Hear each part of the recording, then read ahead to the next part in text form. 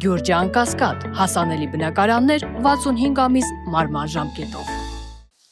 Armen Press լրատվական գործակալություն, Դավիթ Մամյան, հարցը ուղղված է տիկին նախարարին, բարև ձեզ։ Հարավային Կովկասում հաղորդակցային ուղիների ապաշրջափակման նպատակով Հայաստանի Հանրապետության կառավարությունը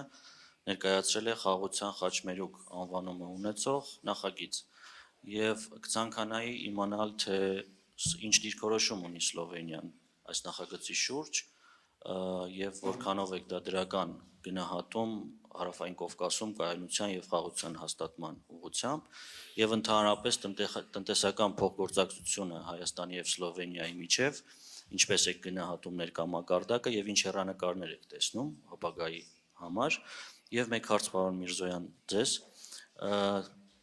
տեղյակ ենք որ Անտալիայում բազմաթիվ հանդիպումներ ունեցաք բավականին լայն օրակարգ ուներ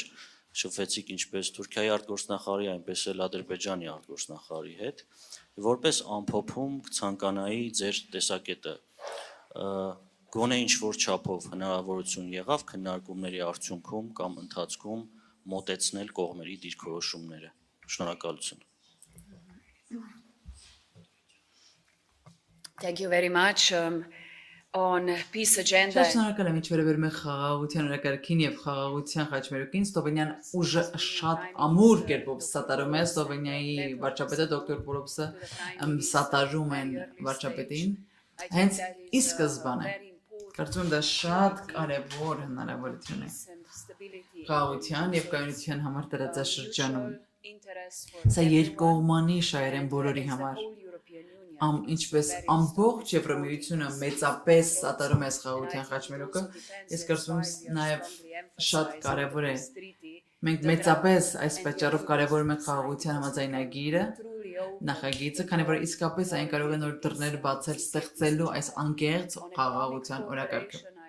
Ինչ վերաբերում է տնտեսական օրակարգին, մենք արդեն քննարկել ենք տարբեր ոլորտներով, թե ինչ ենք ուզում անել, հետաքրքրություն ունենք սլովենիական ընկերություններ կան, որոնք հետաքրքրված են ներդրումներ կատարելու հայկական կողմի հետ, ինչ վերաբերում է դեղագործական ոլորտին,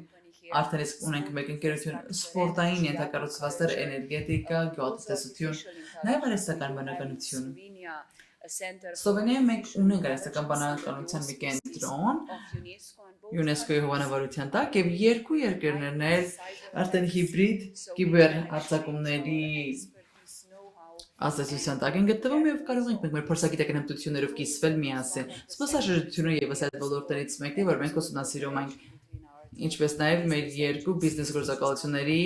միջև համագործակցություն է առկա եւ դրանք պատրաստ են արդեն հաջորդ փուլ անցնելու։ Ես կարծում եմ, որ այսօրվա այցելությունը եւ երեկվա այցելությունը հենց